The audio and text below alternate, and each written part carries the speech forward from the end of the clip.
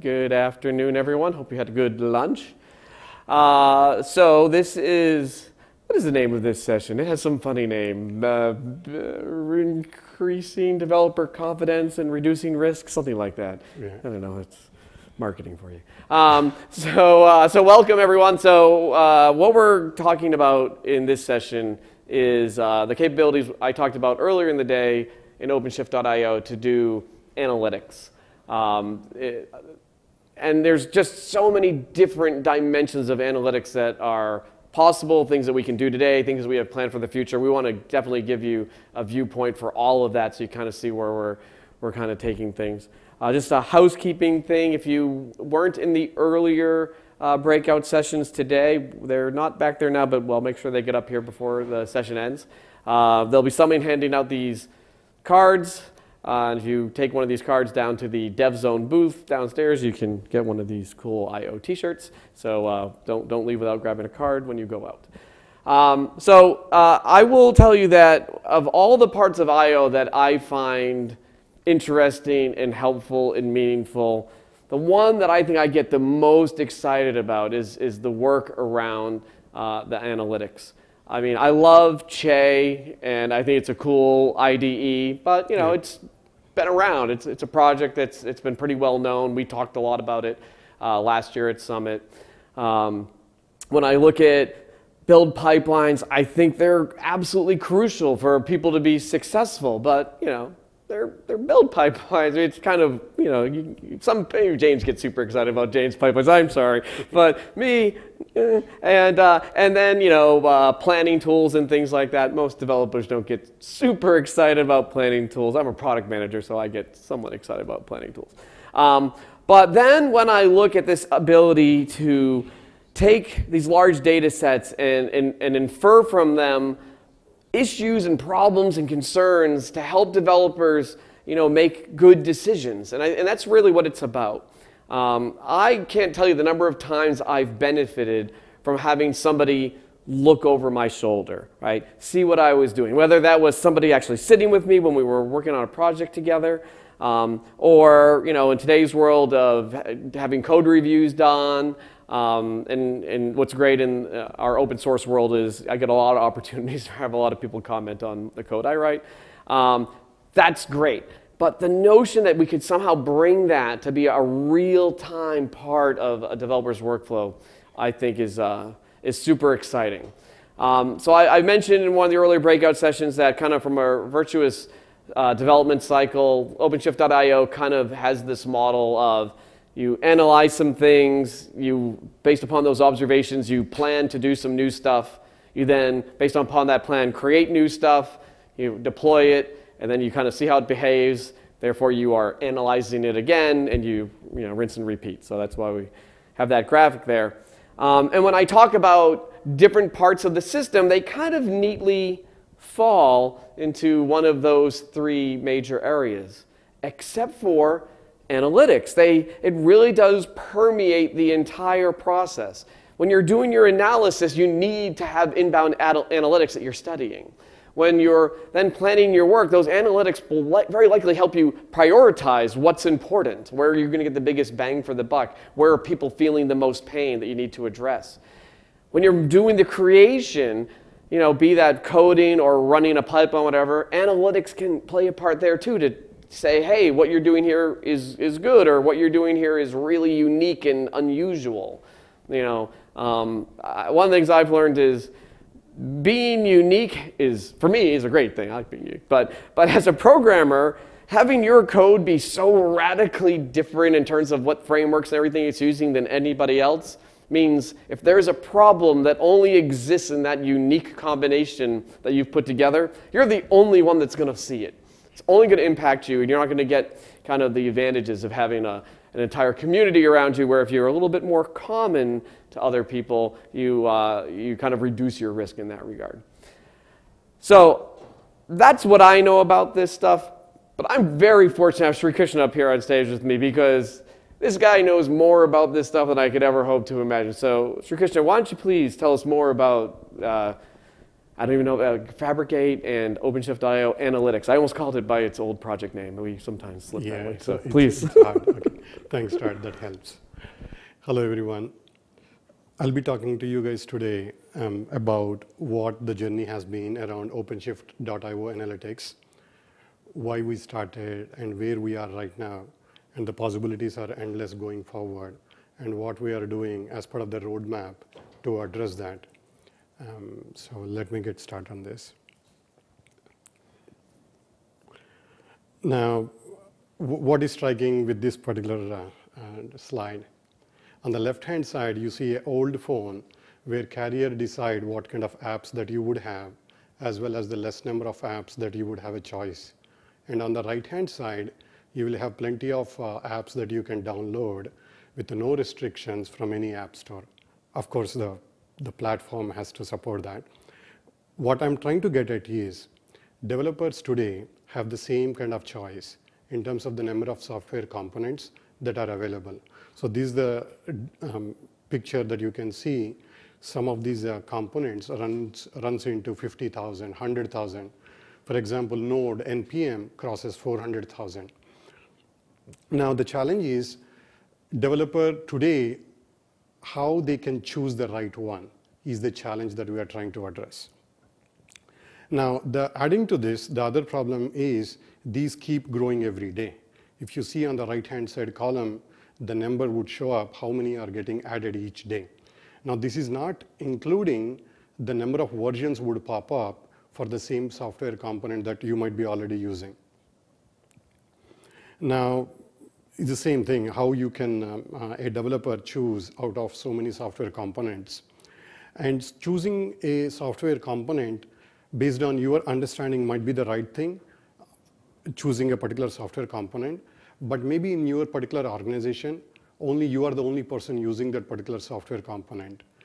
So in that case, how you are an outlier, how you can be notified saying that, hey, you are the only one using that particular software component, none in your organization is using that. That's one more challenge.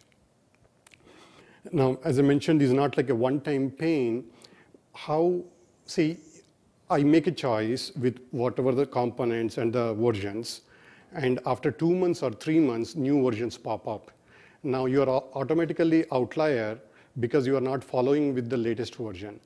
Or maybe if you move to the latest version, maybe you will break some of the existing API interfaces.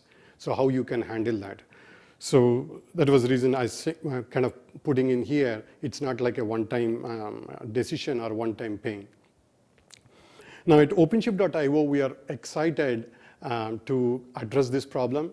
What we are trying to do is in the bigger umbrella of OpenShift.io Analytics, trying to help the developers as early as possible in their development lifecycle, meaning somebody is typing in an IDE. At that time, can we help a developer? Or somebody is doing a build. How can we help a developer giving an insights at that particular level, at that particular point of time, than developer kind of learning the hard way, things like that.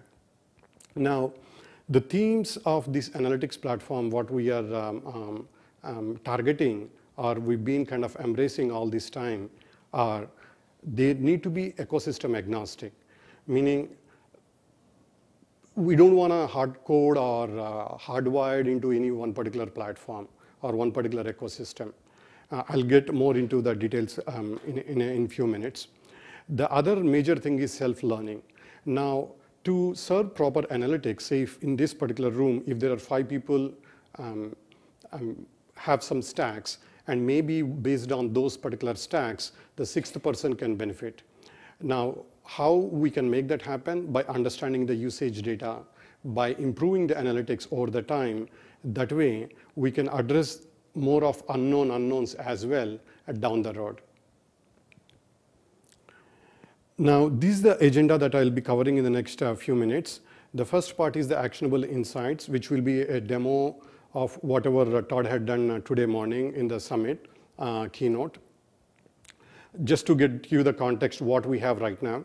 And the other 2 points, architecture and the analytics behind, I will go deep inside the technical part, what we are doing right now, as well as the other initiatives that are going on for getting ourselves ready and the community also getting ready towards that bigger goal of achieving multiple use cases than whatever we got right now.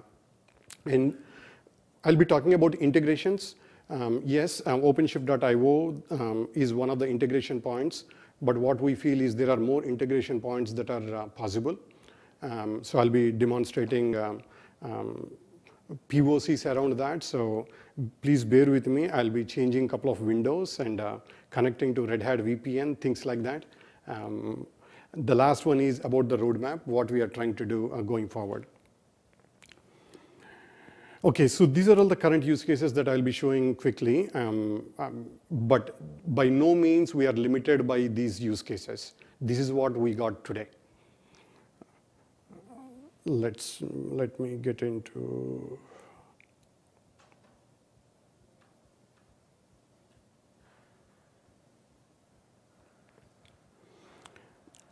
Okay, so let me start with the first use case.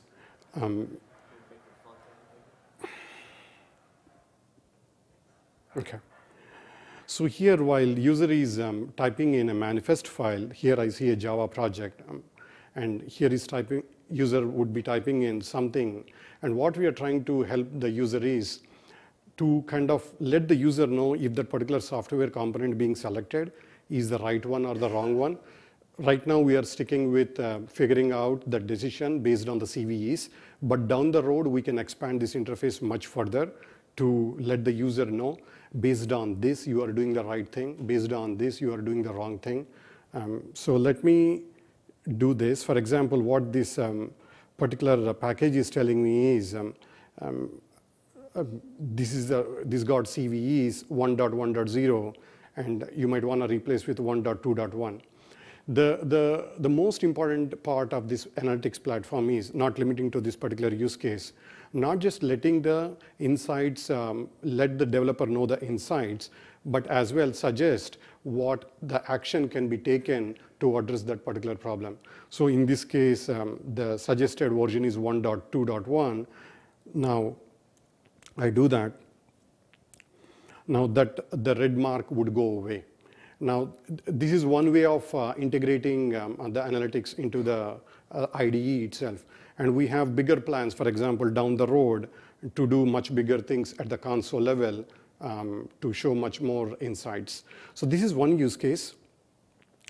The second use case is user would be running the pipelines, and user would run the pipelines, and once the pipelines are run, based on the stack, the application, like say if the application got 4 or 5 components, we're going to analyze all that particular stack. How we do that? We try to understand the intent of that particular stack, and then try to compare based on the analytics what other people are doing for similar problem, and then suggest the insights. So in this case, for example, if I click on the stack reports, now apart from showing all the other interesting information about the dependencies that are there in the manifest file, the number of licenses used, code metrics, dependencies, here the analytics platform is kind of recommending that maybe you might want to add this particular package with this particular version, and same is the case here as well. So sometimes it would be adding, sometimes it would be removing a particular dependency, things like that.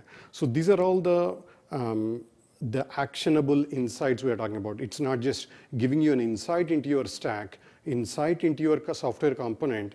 It is going to give you the actionable part as well. So this is what we just seen. A developer has a particular software component to use, and it's going to ask OpenShift.io Analytics, what do you think? The other use case that we saw, developer is using a small stack, in this case, with 2 components, and ask OpenShift.io Analytics, what do you think? Now let's get deeper inside the architecture, how we did it, where this is heading and all. What we have right now is a completely cloud-native architecture.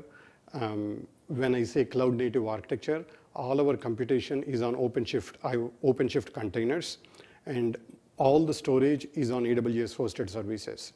Nothing is on a VM. It's all completely driven with CI/CD. Everything is containerized, as well as the storage. We use AWS hosted services. And all the services, because they are containers, they are all microservice containers. The next one is how we maintain all this reliability and all. We have a 2 OpenShift dedicated. That is what I meant by OSD there, with a failover with the help of JAVX. And JAVX is going to do all the things that we need to monitor, as well as do the failover whenever it's required. So if there are 10 containers that are required for this particular particular platform, they run both the clusters at the same time, is going to do the flip over if it's required. Now the architecture this is nothing but a big data typical application. You need a place to store so much data, and you should be able to do analytics on that data, and you should be able to serve those analytics to the user. Now those are the 3 boxes that represent on the left-hand side. The data gathering and normalization would happen, and then that would be fed to the analytics layer, and then it would be given to the user. The way we just approached the UI, it would be given to the user. And the integrations are also as part of that. I'll be covering more around integrations towards the end of the talk. Now I'm going to be expanding each of these boxes in the next slides. So the data gathering part is what we do at a big scale. We kind of go to multiple data sources, and we have quite a few containers. We call them as workers. They run in parallel with a workflow based on Python Celery, and all the state is on RDS, failover, stop, start again kind of thing. And all these workers are like messages. The workflow is all backed with SQS, the Celery and SQS combination. And all the raw data is in S3. So for us, S3 is the analytics kind of storage. And that would take me to the next point. Once we have all this data on the raw storage or the object storage of S3, we kind of put through the Spark EMR jobs. That also is an Amazon hosted service. And try to get the unknown knowns through analytics, and then write those results back to the OLTP, that is a serving layer. What we use right now is a graph database, Gremlin, on top of DynamoDB. That is the OLTP for us, the transaction store. So whenever the user would come in, either in form of integrations as well as in form of a UI, would go and hit that particular database. Now, we kind of covered a couple of things. We talked about what we got. We talked about at least the architecture at a very high level. And here now, inside that architecture, I want to drill deep inside the analytics part. So here are the 4 themes that we want to stick with. One is ecosystem agnostic that we already talked about. If it is Maven, we don't care about if it is a jar file. If it is a node, we don't care about the actual package. What we care about is the metrics around that in terms of whether it has a CVE or not, whether it is followed widely in GitHub or not, whether the author that you like has a new commit for that particular package or not. So quite a few such things we would cover. So covering or limiting ourselves at that level would kind of enable us to stick with this theme of ecosystem being agnostic. The second one, which I'll drill deep again, adapt to the usage pattern. To summarize that, if a user, okay, my name is SriKrishna. SriKrishna goes to this particular platform for the first time. That is one possibility. Second possibility, SriKrishna goes to this particular platform 6 times. Now, the 7th time when SriKrishna goes to this particular platform, the system should be able to understand based on whatever Krishna has asked for the last 6 times, as well as people like Krishna.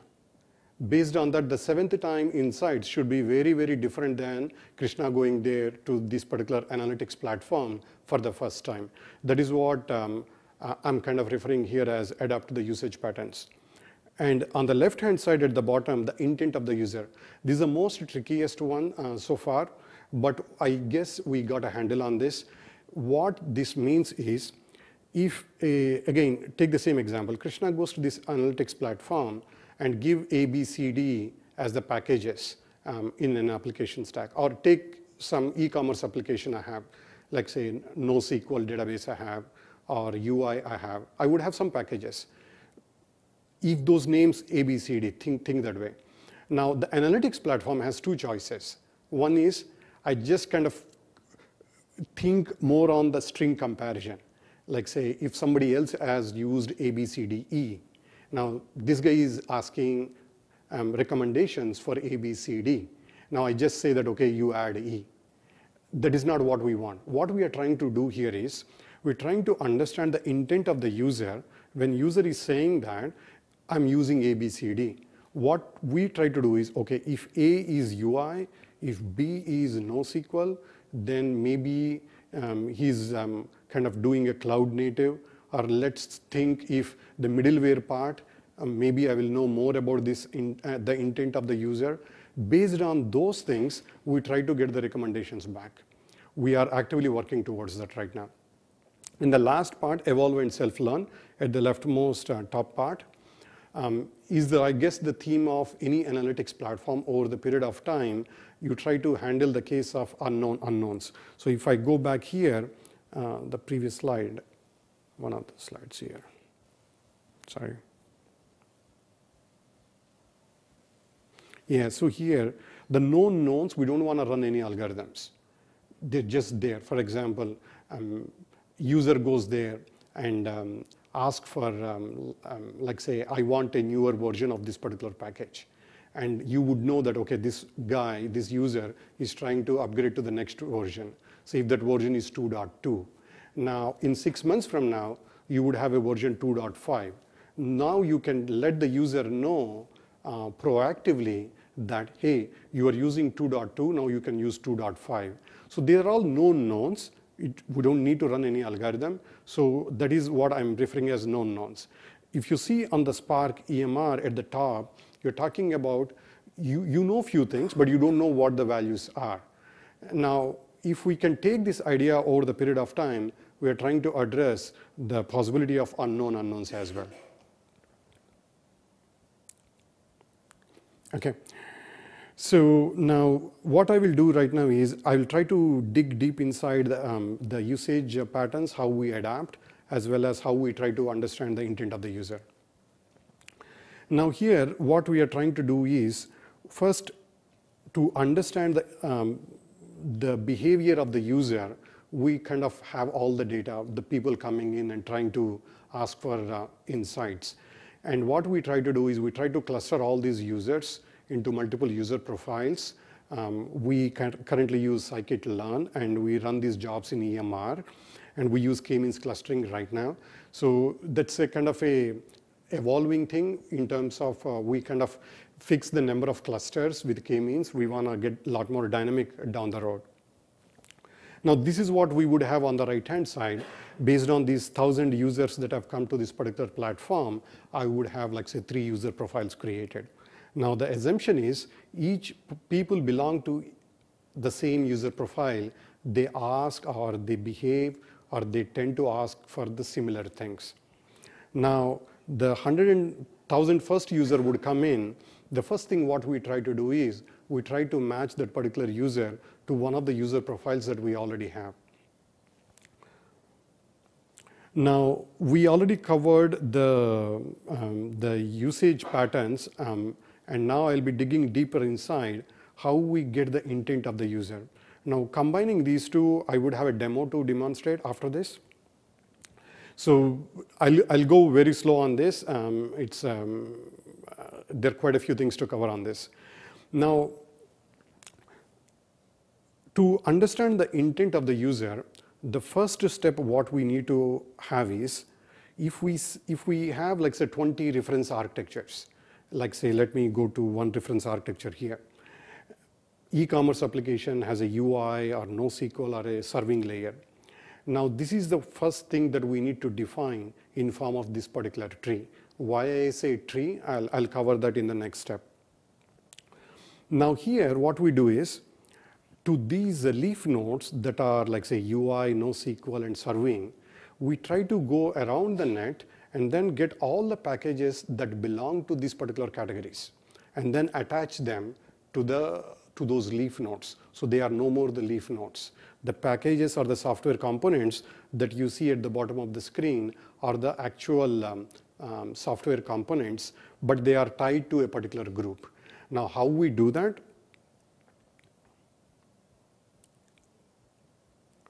So if you go to any particular software component at GitHub, you have all these tags. So now based on these tags, we will know, what we will know that this particular component belongs to this particular group.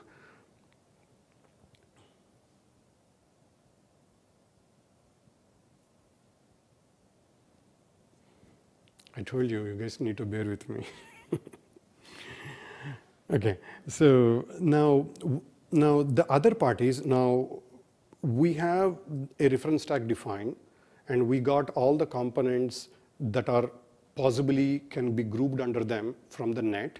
Now, based on the usage data, like say if 1,000 people have come in is what we talked about, what are all those 1,000 people have used so far? For example, in this particular diagram, I have Angular, Cassandra, and Node.js in the red color, meaning all the raw data would be fed to this particular graph in form of probabilities. So you add all these nodes at the bottom, and then you assign, I know Cassandra belongs to NoSQL. I know Node.js belongs to serving. That is something, when I say probability 1, I know that somebody has used it. On the other ones that are not red color leaf nodes, they are more of the software components that we got from the net. Essentially, we get everything from the net. But for the nodes that belong to the people who already use that particular stacks, we kind of assign the probability 1. Now, what will happen is after this, we use the graphical models to generate conditional probabilities across all these different nodes. Meaning, now if going 10 steps back, what we are trying to solve is, for a particular stack, A, B, C, D, what goes along with that? What should not go along with that is what we are trying to solve. Now, while trying to solve that, that would fit into the conditional probability to say that if A, B is there, given A and B are present, what is the probability of C? Given A, B, C are there, what is the probability of D? That we run the machine learning algorithms to get those numbers on. Based on that, we generate the insights to say that, hey, I understand that, maybe you're trying to do that. And then you can use these things as well. Now, how that will play in, I'll go through the next slides. Now, in this particular example, on the right-hand side, user is using MongoDB and Flask. User is asking, what do you think? I'm using MongoDB and Flask. Now, at the bottom of the diagram, you see MongoDB and Flask are in the light blue color. Now, MongoDB is used, Cassandra is not used. So one of them is used. So the next level is kind of selected in terms of the OR condition to say that, yes, this particular component belongs to NoSQL. The same thing, the Flask on the right-hand side is used. Node.js is not used, but still that belongs to the serving, the next layer in form of serving. What I'm trying to get here is, we apply the OR condition all the way at the bottom of the tree. While doing that, what that would give is, if any of those software components are used, we will kind of take it to the next level in terms of, yeah, I understand the category of this particular software component. That does not address the next level in the reference tag. Here in this case is e-commerce. For example, the NoSQL is in the light blue color, serving is in the light blue color, but UI is not in the light blue color. So here we go with the AND condition. All of them have to match for us to say that, yes, that is the e-commerce application. Now, in this case, on the right-hand side, this time user is asking Express.js, Mongo, Flask, and now all the middle layer, the categories are all in the light blue, So that make the e-commerce also in the light blue. What that means is this time we could figure out the intent. So all these graphical models, they're all driven with probabilistic way with the assumption that you feed in all the data that you need to in form of probabilities 1, and if it does not belong to something, you assign the probability 0. And then you let the Bayesian network of probabilistic graphical models generate the conditional probabilities at each of these nodes. Once that happens, you have the model ready. Now, once the user come in, then user would come in with A, B, C, D, then you go one by one. Given A, where are we? Can we consider B, C, D? Given A, B, things like that. Plain conditional probability. Now how this all works. Now we talked about we have the user profiles, and we would be comparing the user with one of the user profiles, and then we talked about the graphs. Now for each user profile, we would have a graph created. Why we do that? We wanted to make sure for the user coming in, we apply both the dimensions before we give the insights. Meaning, we want to make sure that the user is taken care in terms of his or her past activity, as well as we try to understand the intent of the user. So that is the reason that we want to stick with the graphical models or the graphs created for each and every user profile. This is the current situation right now, but once we kind of get to the next leg of use cases, we want to revisit this. Now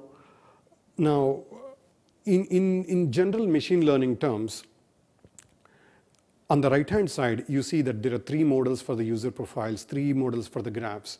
What that means is, in the plain simplistic terms, you have, like say, 6 functions. And those 6 functions will be called on those models when the user is asking for the insights. And those models would be based on the training that we do. The training, where we did the training, these are all the part of the training, where we put in the data, we assign the probabilities, and then we test this particular model. Then we say that the model is ready, and now it's a time for those models to be put in use. Now, talking about the models, what we do right now is we kind of, as I said, there are 2 parts, model training and model scoring, they call it, or the other way to say is use the model. Model training, what we do is we run it on AWS EMR, that in turn would go and get the data from S3, that is where our data is, and then store the model back. Now, when the user would come in, what we do is, if that model is not already loaded, remember, we kind of got the raw data from S3, we did the modeling part, and then we stored the model again in S3. Now that model is required to serve the user recommendations. Now here, user is asking for recommendations, and here on the right, on the left-hand side, I don't know which hand is for you. For me, it's left hand. So you kind of load the model from S3 if it is not loaded, and then you serve it to the user. When I say serve it to the user, it's nothing but you call a function on the model. It gets a lot simpler once the model is ready. Now, just to give you a peek of all these models, we kind of store in our S3 buckets. So not just these models, as I mentioned earlier, all our raw data is in S3 buckets. Okay, so now it's a demo time. As I said, this is work in progress. This is not part of the OpenShift IO at. I need to connect to Red Hat VPN. Give me a minute. So these are the 2 cases I'll be demonstrating right now. There is a user Pete and there is a user Krishna. Pete is asking for insights into a particular component called Kiwi. In this case, Krishna is ultimately, or at the last, is asking for recommendations around Kiwi, but he's trying out recommendations with SQL Alchemy as well as concurrent features.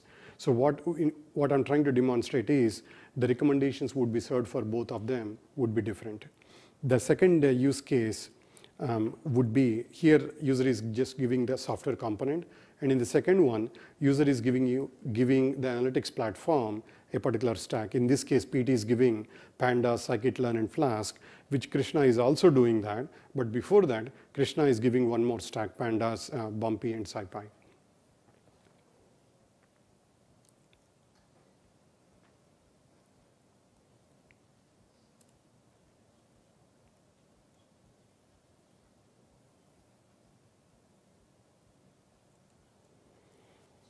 So here I log in as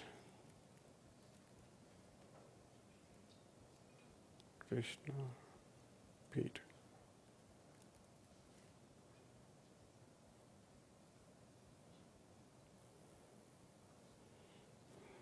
Okay.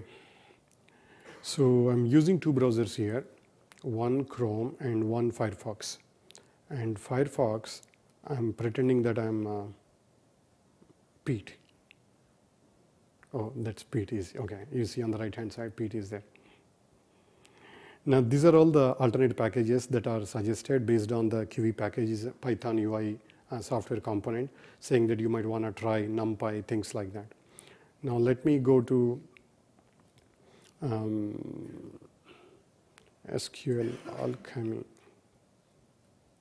Maybe I get the name right.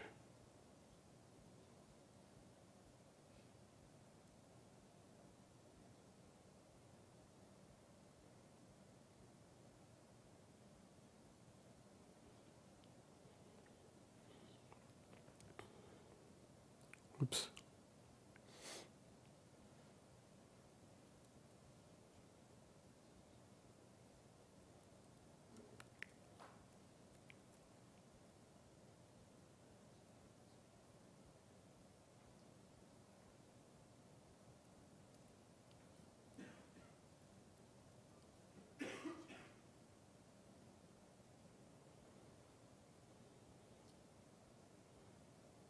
Okay, so Krishna is asking SQL Alchemy, recommendations for the SQL Alchemy. It's nothing but a ORM mapping for the RDBMS on Python. And maybe you might want to serve this particular stack on Flask. So the analytics platform is kind of thinking that maybe you might want to serve it. So it's kind of suggesting a serving layer. So now here we are. Again, let me recap. Pete is here. He directly asked for QB, and he got these kind of recommendations. Now Krishna has asked SQL Alchemy. And now let's go to the next one, concurrent.futures.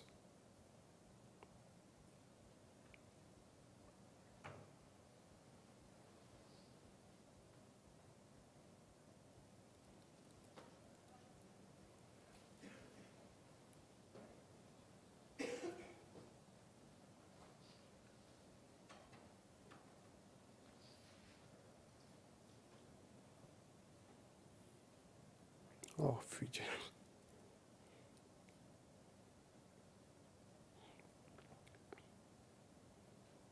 Sorry about that.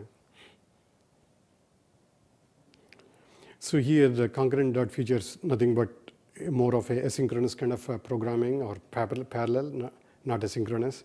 So the alternative package suggested are multiprocessing, again Flask for serving.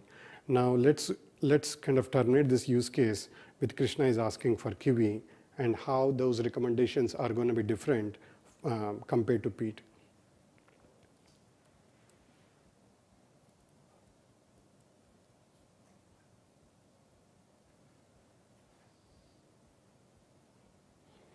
So you see now the companion packages are very different for Krishna because the analytics platform knows that. Now you're trying to do the database work as well as the concurrent programming. Now you're asking for the UI. So the intent gets a lot more clear. So this is one thing that I wanted to cover. So let's, I think we are running short of time. I'll kind of skip the other one and then go to the next one quickly. Okay, so let me touch base quickly on the integrations side. As you saw, we already have the integration with Eclipse Che, and the language server protocol is the one that we use to connect Eclipse Che with the analytics platform. What that would give us is the flexibility to encapsulate all the future use cases in language server protocol agent, and then take that agent and maybe integrate with the other IDEs as well. So that's something that we are quite excited about that.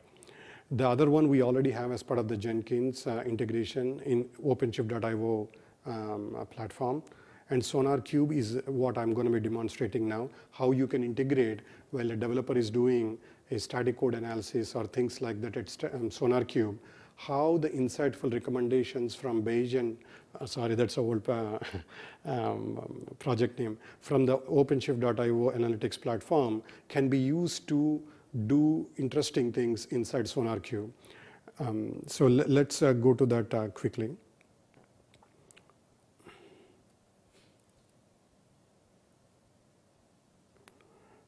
So the use case here is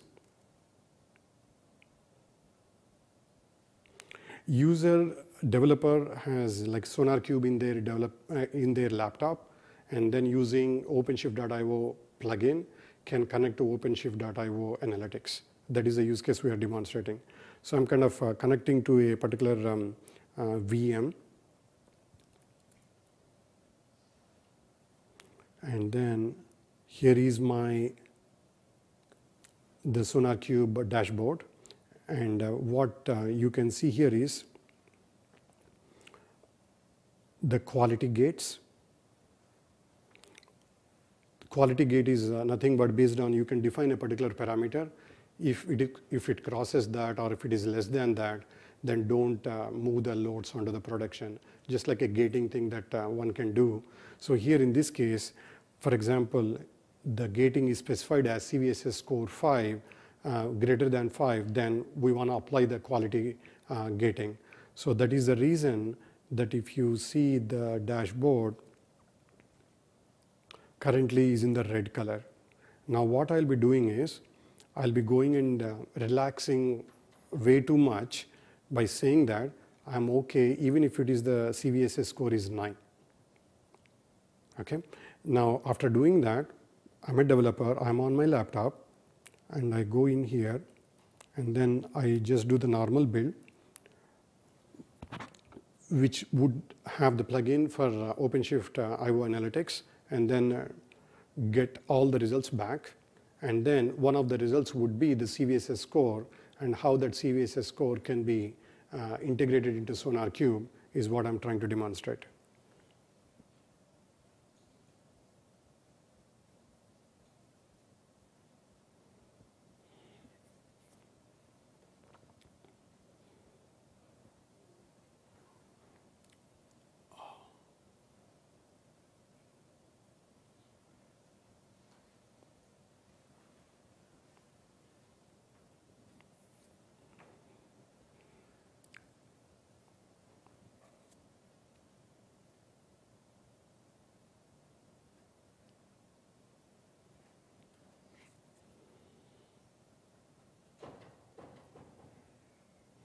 Okay, it's working.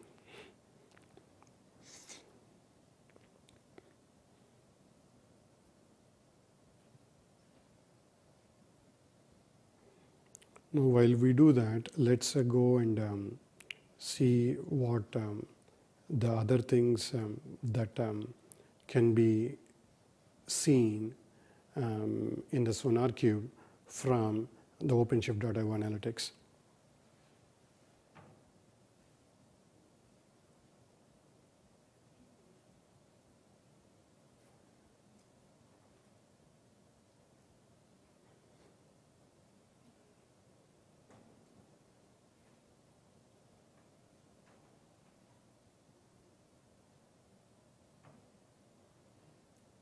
Okay, so it looks like the build is done, and here now you see the green, sorry, so many windows. You see the green color here, which was red before. Now let me go into that particular project and see, these are all the things that are specific to SonarQube. And now on that note, if we can have all the things that you have seen in the OpenShift.io analytics, the demo that we have seen this morning and now, after doing the build, showing all these licenses, recommendations and all that, you can get to see right inside your SonarQube.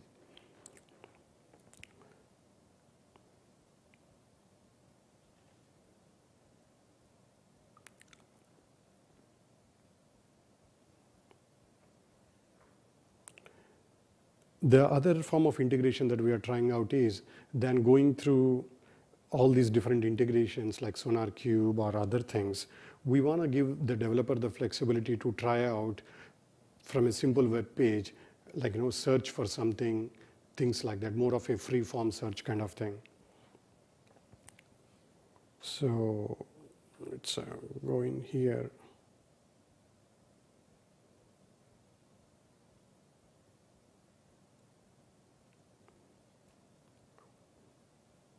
Don't have that, or, oh, you here, okay. Now this is just a POC kind, like say now, just like you have the typical Google search, you go type something in, you get all these results. This can be across any ecosystem.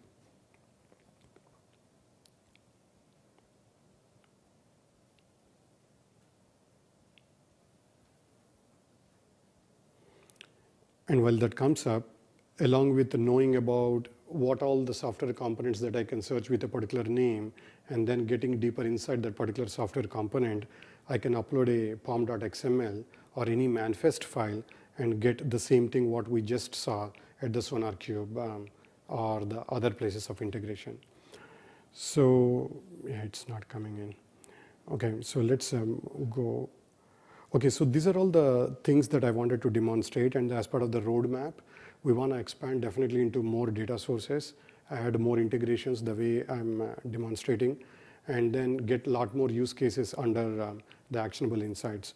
What those more use cases are, so if you fundamentally think currently this particular platform understands only software components at the bottom of the screen, or the usage patterns, or the intent. We want to expand this at the repository level, meaning A repository depends on B repository or C repository, meaning any software component depending on each other is what we are trying to solve. We want to take it to the next level in form of repository depending on other repositories, pull requests depending on other pull requests, things like that. And the last piece that I want to cover is we want to get into the cloud services. A particular developer trying to develop something in the AWS like that, they care more about what are all the other services that I can use than understanding more at the software component level. So these are all the things that I wanted to cover, and together we all can handle this. And these are all the team members. I want to thank all of them who contributed to this. And we are opening to the community. This is our GitHub URL. Thank you so much.